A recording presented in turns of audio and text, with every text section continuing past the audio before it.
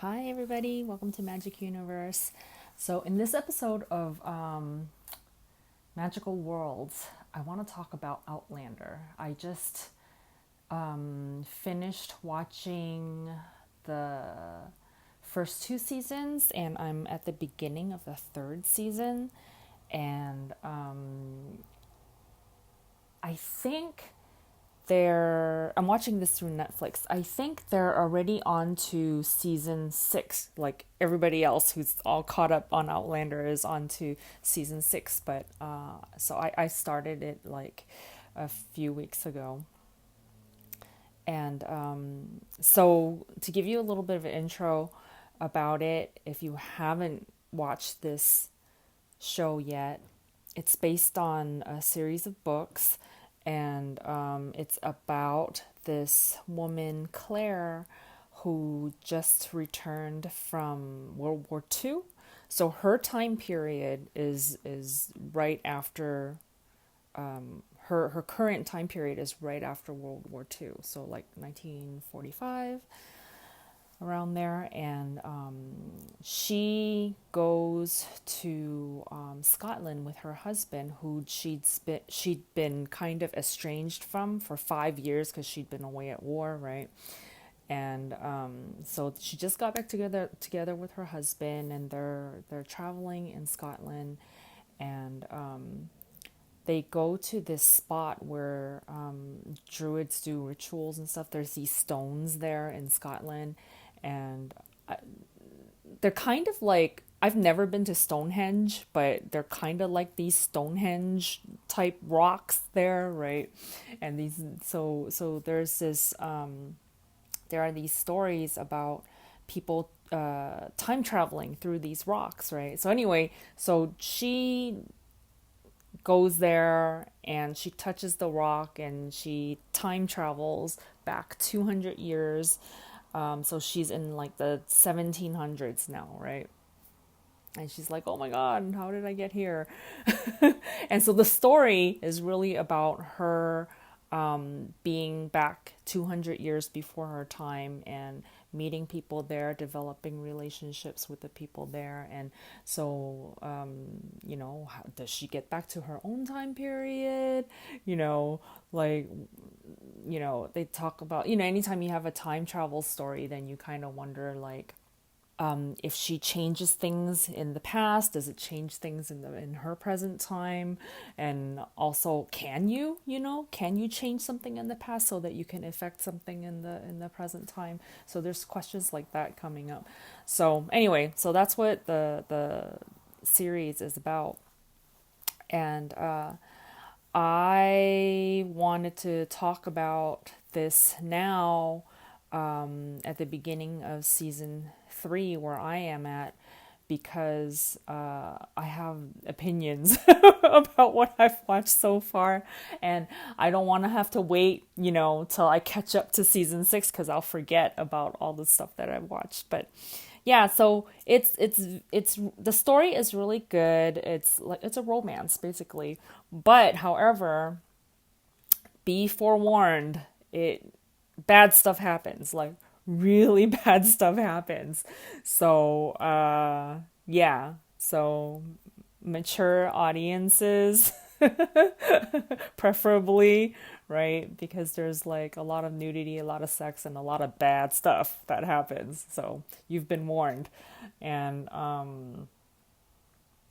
yeah, okay. So now I'm gonna talk about my opinions. So if you don't want spoilers, then hop away, go watch Outlander, and come back after you get to at least the beginning of season 3.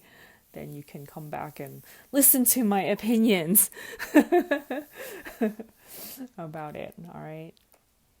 All right. So first of all, I want to talk about the relationship between Claire and Jamie. It, oh my gosh, it's so real. Their relationship, just like anytime you watch them kissing and stuff like that, it's like it feels like you're really watching a husband and wife kiss. And their chemistry is so good. And yeah, their relationship just feels so real.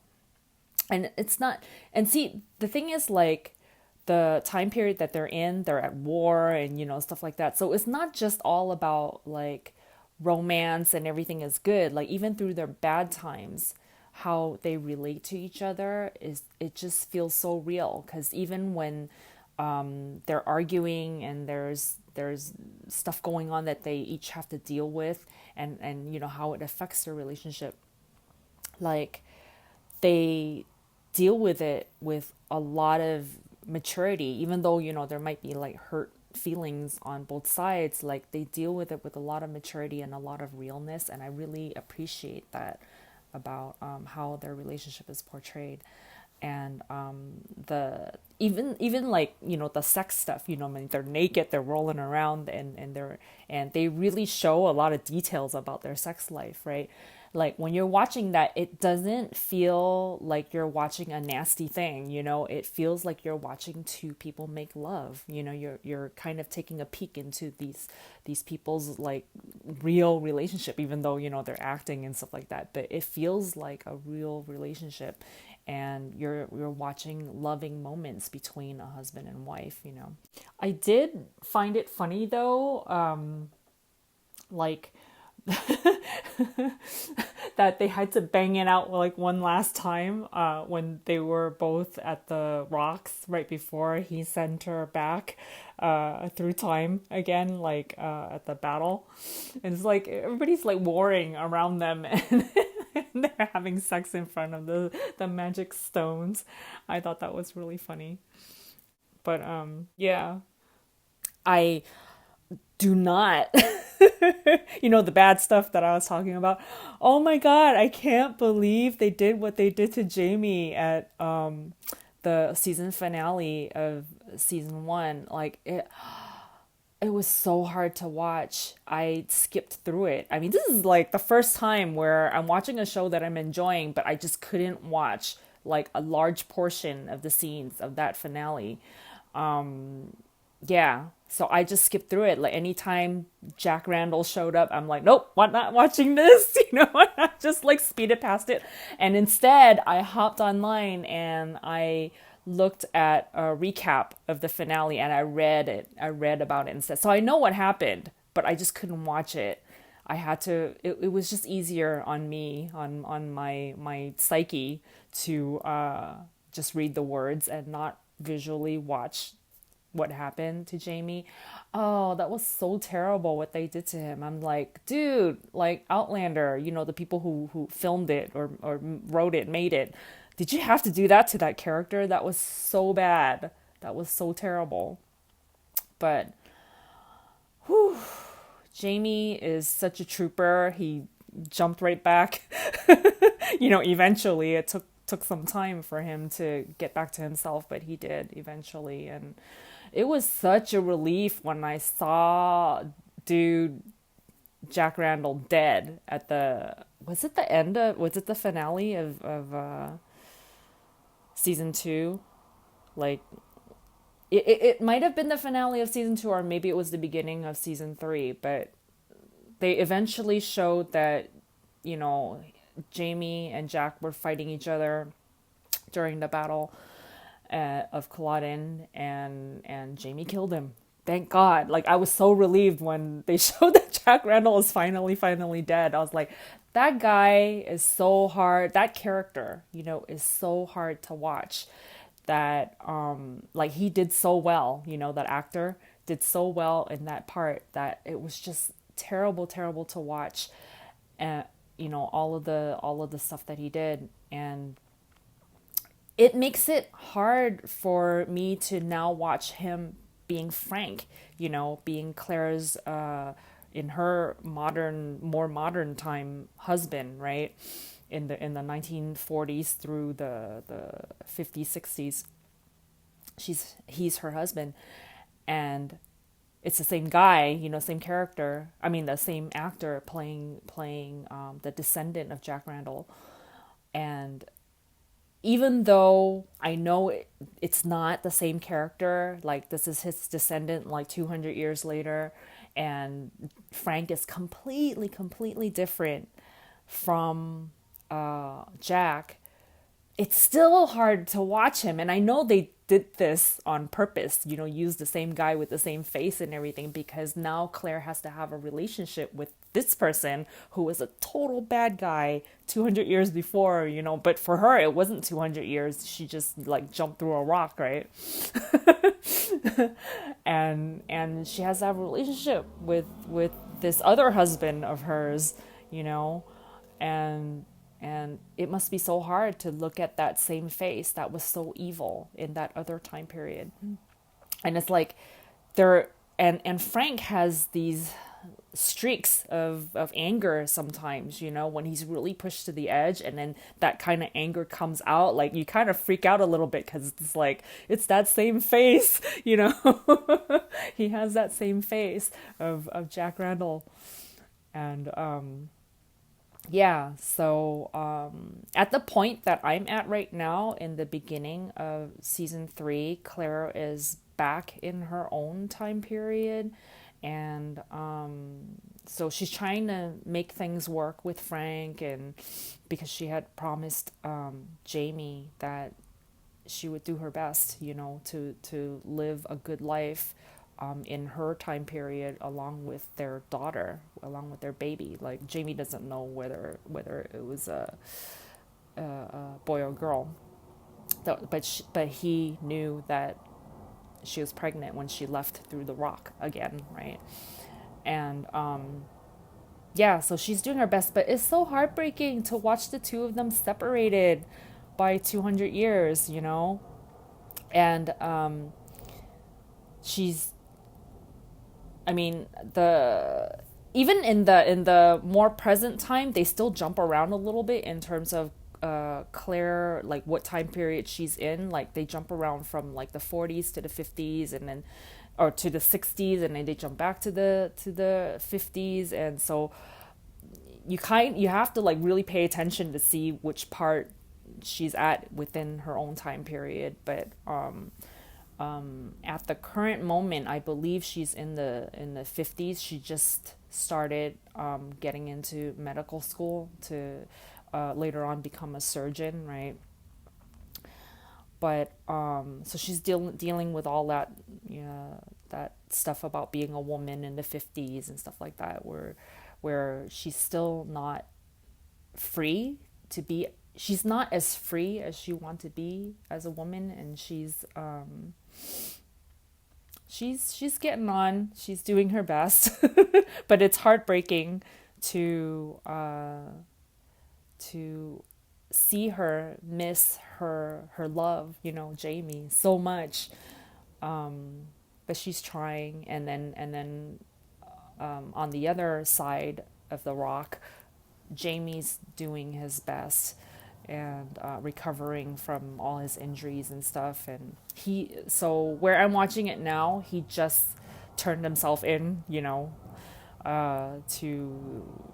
to the British, so that, I mean, he didn't really turn himself. I mean, he turned himself in, but then they did this ruse where they pretended that Jenny turned him in, his sister turned him in, and so he's riding on to whatever awaits him with the British, like what they're gonna do to him. But yeah. Oh, so I love both of the two main characters, and I also love the little boy who, what's his name? Fergus. Yeah, Fergus. He's so cute. And oh my goodness, again, Outlander. How could you do this to a little boy? Like, wasn't it bad enough what Jack Randall did to him? Like, I can't believe you showed so much of that too. Like, don't show that. Nobody wants to watch that. And another thing, dude, you chopped the dude's hand off. Like, why? He's just a kid. Oh my God, I can't believe you did that. So anyway, yeah, bad stuff happens in this show, and they don't give you a pass just because you're a little kid. Oh my God, it's so horrible. Oh, the other thing, Okay, so when they killed off Angus, I knew that that was gonna happen. Angus and his best friend Rupert, like how they had that little scene where they were talking about what's gonna happen if you die, you can have my woman, that kind of thing. And then when Rupert got slashed, and then Angus got hit by the blast,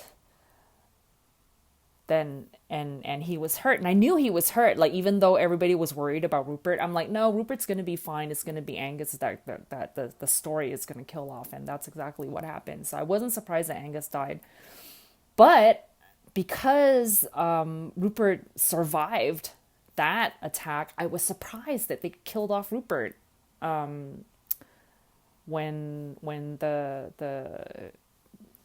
British caught up with the Scots after the Battle of Culloden, like when Jamie was injured and Rupert was with him trying to take care of him. And they were all hiding, right? Like, I'm surprised that they killed him. I thought since Rupert survived the last thing that happened to him, and even though he got shot in the eye and everything, like, and he healed from that. I mean, he lost an eye, but he was still up and about. But I'm surprised they killed him off. But thankfully, they haven't showed Murtaugh's body yet, so I'm thinking Murtaugh.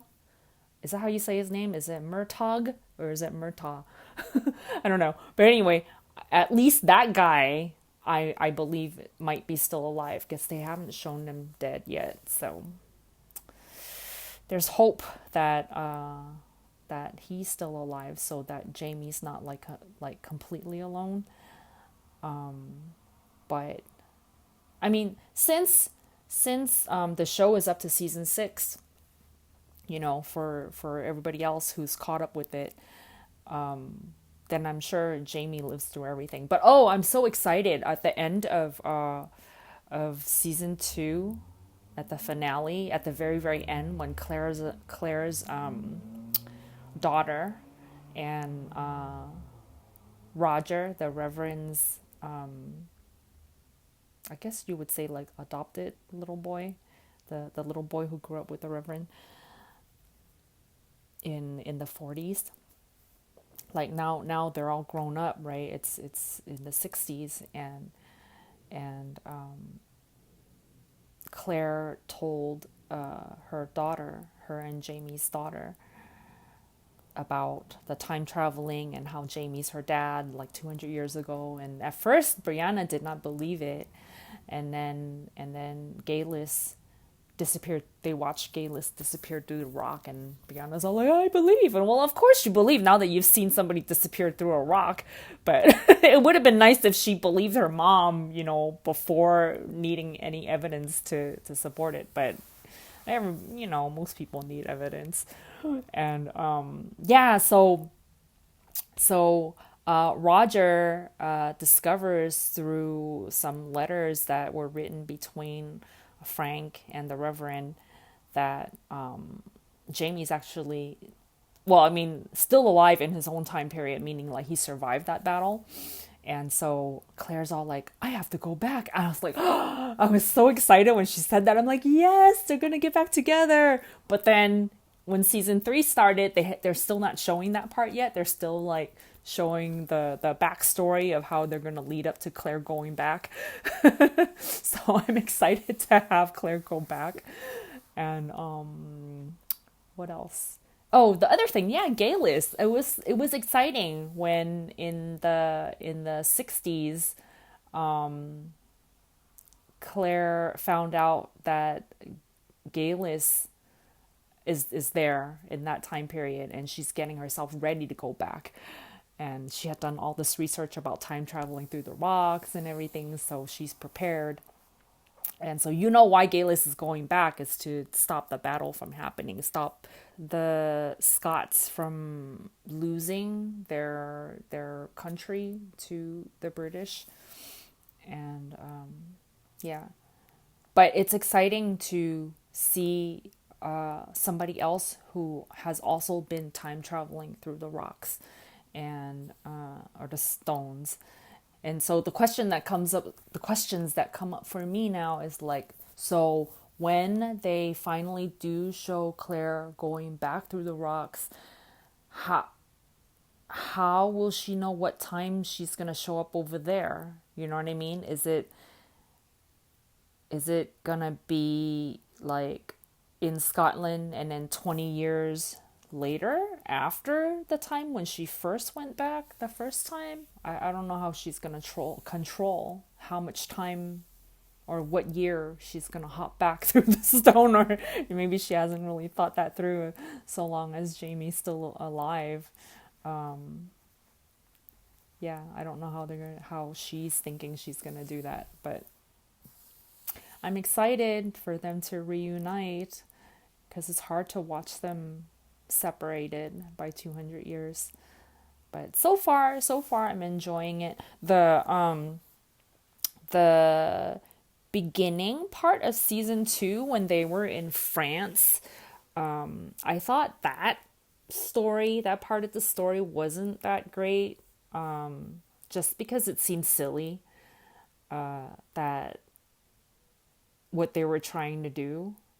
Oh, yeah, this is something else I want to talk about. How Claire all of a sudden wants to mess around with history to, like, yeah, isn't she afraid? I mean, she's thought about, like, well, Jack Randall has to have, you know, the baby, and it turns out to actually not be Jack Randall's son. It turns out to be Jack's brother, Alex Randall's son, that then continues on down the line to have the descendant of Frank. So if Claire cared so much that Frank be born, to not cut the line, of ancestry, to make sure that Frank is born, by her messing around with trying to stop the battle or trying to win the battle, trying to change history, isn't she afraid that a bunch of other people aren't gonna be born, or she's worried about like one innocent person from her more modern time period, but she's not worried about like a bunch of other people that might die, or she might change the fate of by messing around with history. I thought that was kind of weird. And then just their sense of honor and morality, or stuff like that, by like, oh, we're gonna save thousands of people by killing these people. You're still killing people, you know what I mean? You're still killing kind of sort of, yeah, innocent people, just to achieve possibly saving, and maybe not even saving a bunch of other people. Like, you don't even know if you can do it. So I don't know. I don't know what their thinking is about that. But I feel like it's not even like Jamie's thinking, it's really Claire's thinking, because she's the one who's really pushing for it, right? And oh, that one part where Claire was begging Jamie not to kill Jack Randall in revenge yet, because Frank needs to be born. Like, give her 1 year of grace, right? Or and not kill him for 1 year. Promise not to kill him for 1 year. And oh my gosh, Jamie loves her so much that she's asking him to spare the life of a horrible person so that her other husband may be born. And then his favor to ask of her was that she go back to that other husband in case Jamie himself does not make it through the battle. Like, he's bargaining for her being, for her survival and her good life, whereas she's bargaining for another man's life. Like, I mean, I know she loves Jamie too, but it just shows how much Jamie really, really cares about her and loves her. And it's like a lot of like, I'll sacrifice myself and my feelings for you and any hurt that I might feel with you going away, but I want you to be okay. Like that was where he was coming from. So I was like, oh my God, he's such a good guy. But it's like if you look at this, I mean, she's good too, but she's just weird in the way her logic works sometimes. But I still like her as a character. But she's, wow, look at how between Jamie and Frank, both of these guys, both of these men are so good and they both love her so much. Like she is so lucky. I say that even though I still really want her to be back with Jamie. Even like watching her with Frank, it's just so hard. Like, one, because he has Jack Randall's face, right? But also that I feel like that, yeah, that love just isn't there anymore. And it's so unfair to Frank too, that she comes back with this other dude's baby and but Frank says, yeah, let's still do it. Let's still be a family. And it's like, I know she's not in like our present time period in 2022 where she can just be a single mom successfully. Like back in the 50s, it's it's rare. I'm sure some people have done it. I'm guessing that it's probably rare, in the sense that most people would not be able to do it successfully. So, and that is why she chose to keep her promise to Jamie and just be with Frank and just do the best she can within that relationship. But it's so unfair to Frank, that because she's not, her feelings are not there, even though she's trying and he's trying. But yeah. All right. So that's all I have to say so far, I think. Anything else I want to say about seasons 1 and 2 up to the beginning of 3?